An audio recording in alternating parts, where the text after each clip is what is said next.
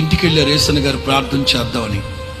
ప్రార్థన ముగించుకుని వెళ్తా ఉంటే ఆవిడ తొందర చేసింది, అయ్యా పప్పులుసు అయ్యా, ఇప్పుడే తాలింపేసానయ్యా, అమ్మ నేను ఇప్పుడే తినేసి వచ్చానమ్మా, నేను తినలేనమ్మా, ప్లీజ్ అయ్యా తినయ్యా అని ఆవిడ విసిగిస్తే, మా పేదోళ్ళు ఎన్నోళ్ళు మీరు తినరా అది ఇదని ఇలాంటి మాటలు మాట్లాడుతుంటే, సరే ఒక్క ముద్ద పెట్టమన్నారు. కూర్చొని తింటున్నారు. అక్కడ ఆవిడ ఎదురుగా కూర్చొని ఏదో మాట్లాడుతుంది.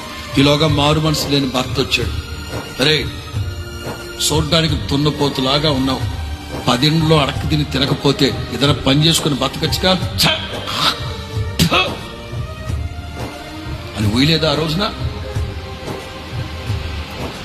ఆలోచనలో పడ్డాడు. ఈ పళ్ళెం ఇక్కడ పెట్టి వదిలి వెళ్ళిపోతే నువ్వేం సేవకుడు వరా, అంత రోషం వచ్చిందంట నీకు అంటాడు అతను. వదిలిపెట్టి వెళ్ళిపోతే ఈవేమంటది, మా ఆయన సరే దుర్మార్గుడు తాగుబోతాడు అన్నాడు అనుకో, నీ కోపిక లేదా అని ఈమంటదేమో. లెగిసి వెళ్ళలేక అలాగే కన్నీళ్లు కారుతా ఉంటా. అన్నం అలాగే కలుపుకొని ఒక్క 3 ముద్దలు తిని గొంతులో నీళ్లు తాగేసి బయటకు వచ్చాడు.